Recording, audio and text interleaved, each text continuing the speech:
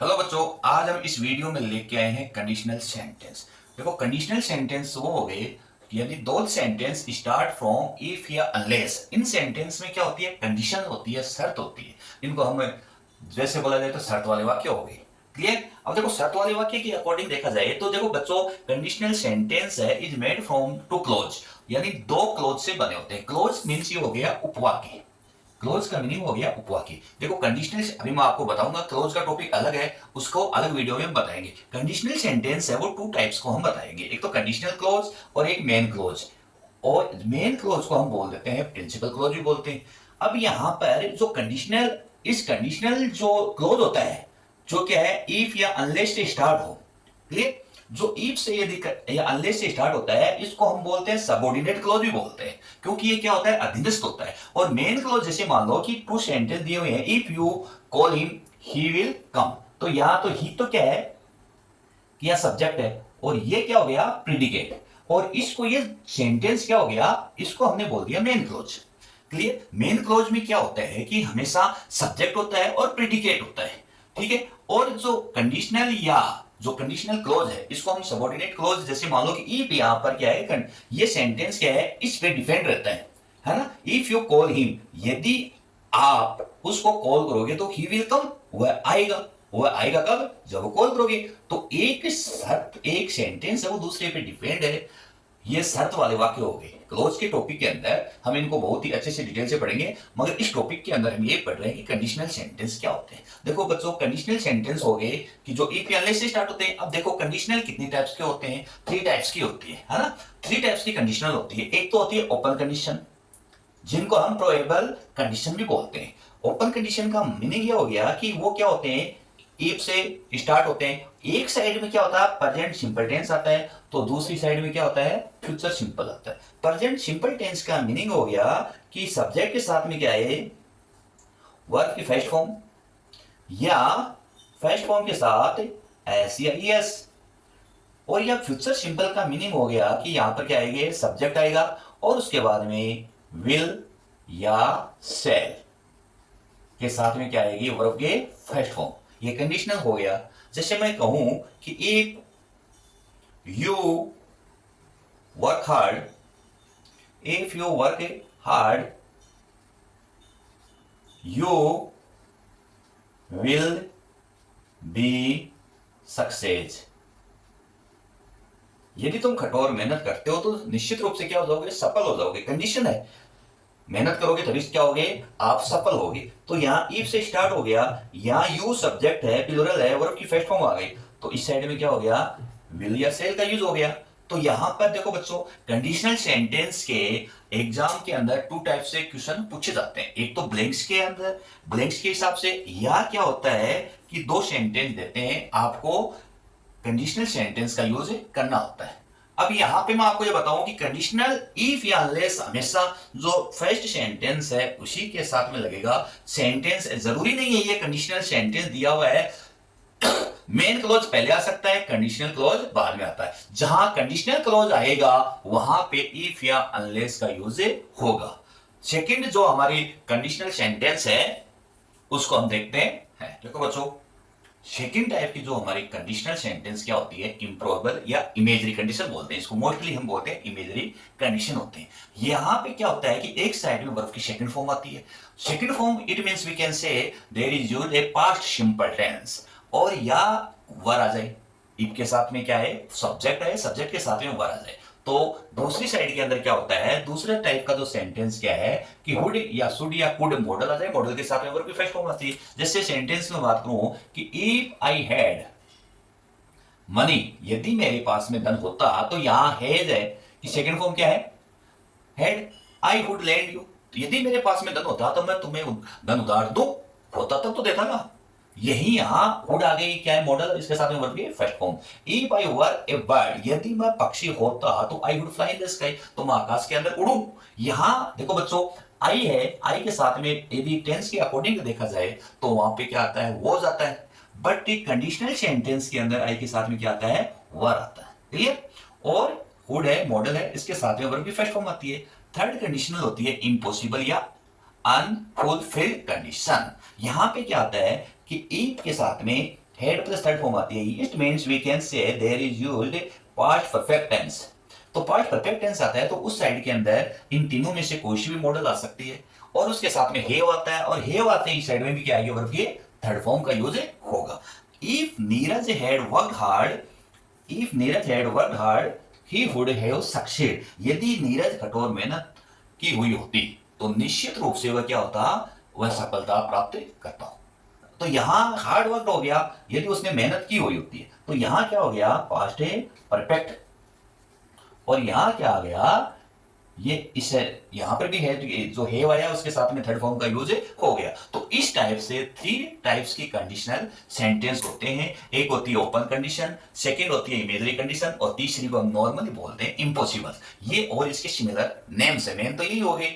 यहाँ open condition जहां verb की फर्स्ट फॉर्म होती है, प्रेजेंट सिंपल टेंस आता है और दूसरी साइड में फ्यूचर सिंपल, और जो इमेजरी कंडीशन है वो पास्ट सिंपल और वुड के साथ में वर्ब की फर्स्ट फॉर्म, और थर्ड इंपॉसिबल होती है जो head plus third form past perfect और वहां पर would have plus third form. बच्चों ये तो 3 टाइप्स की कंडीशन है। अब एग्जाम के अंदर क्वेश्चन किस प्रकार से पुटअप किए जाते हैं, अब उन एक्सरसाइज को आप देखिए। देखो बच्चों, अब एग्जाम्पल से हम इनको समझते हैं कि एग्जाम के अंदर किस टाइप से आपके क्वेश्चन पुटअप होंगे। आपको मैंने 2 टाइप से इनको बताए हुए हैं, ठीक है।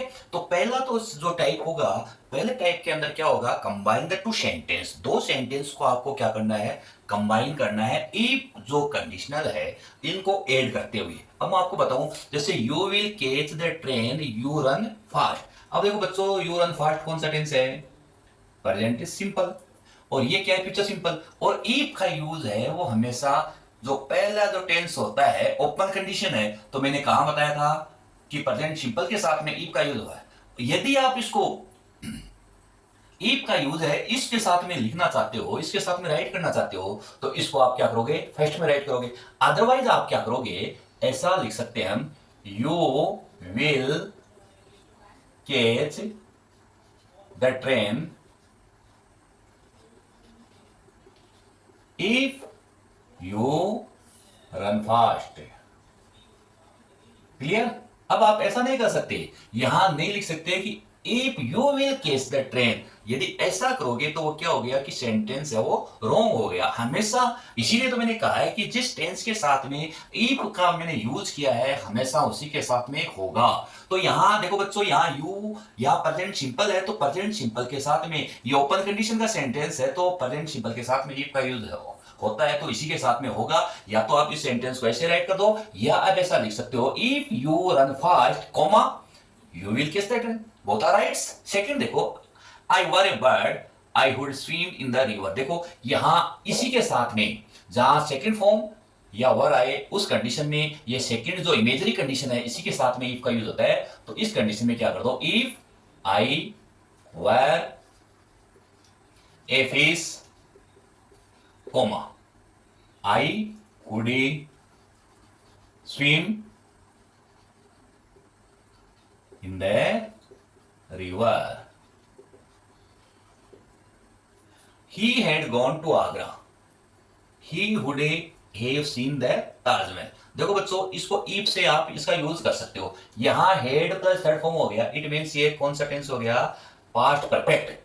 तो सही है, पास्ट परफेक्ट के साथ में had plus third form if का यूज होता है। तो if he had gone to Agra he would have seen the Taj Mahal, the Taj Mahal. अब देखो बच्चों, यहां इफ की जगह यदि इस सेंटेंस में हेड आ जाए, मान लो कि यहां इस बाकी के सेंटेंस में नहीं आएगा, इसमें हेड का यूज कर दे, तो आपको क्या करना है कि इफ को सब्जेक्ट से पहले राइट करना है, हैड ही, फिर गॉन टू आगरा।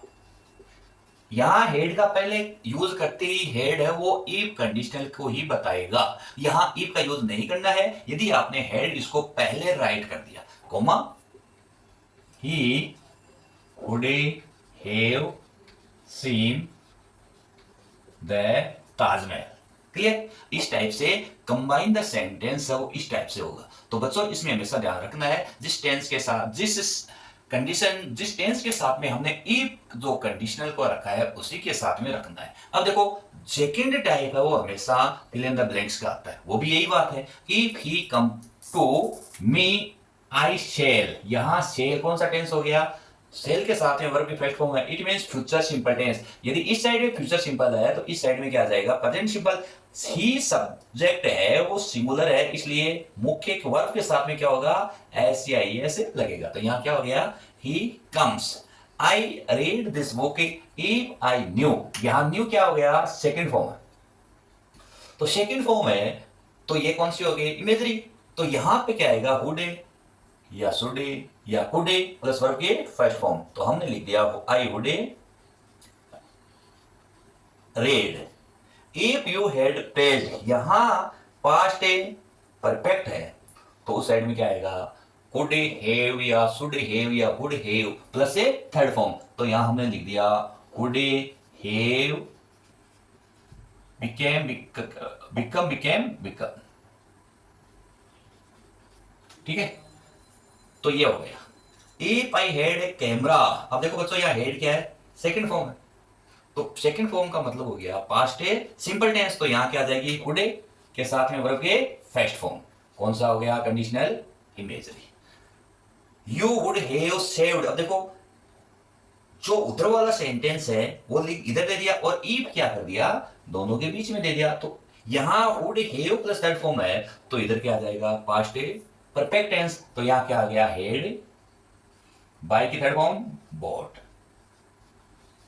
देखो बच्चों, यदि अनलेस से यदि कोई सेंटेंस स्टार्ट होता है, यदि अनलेस से भी स्टार्ट होता है तो वो भी क्या होता है, कंडीशनल सेंटेंस होता है। इफ और अनलेस से स्टार्ट होते हैं।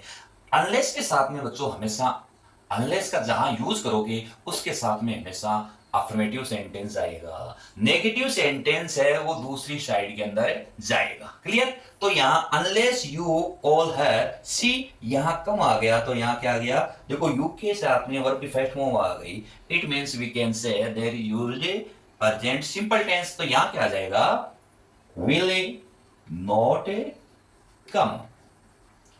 तो बच्चों एग्जाम में दोनों मैंने जो पैटर्न बताए हैं इन्हीं के द्वारा है वो एग्जाम में क्वेश्चन पुटअप किए जाएंगे। और इस एक्सरसाइज से, आज के वीडियो के अंदर जो मैंने एक्सरसाइज बताई है, जो हमने एग्जाम्पल सोल्व किए हैं, इनके माध्यम से आप बहुत ही अच्छी तरीके से कंडीशनल सेंटेंस को है वो भली भांति तरीके से आपने पढ़ लिया है और इनके बारे में अच्छे से आपने इनको नॉलेज प्राप्त कर लिया। ओके बच्चों, थैंक्स।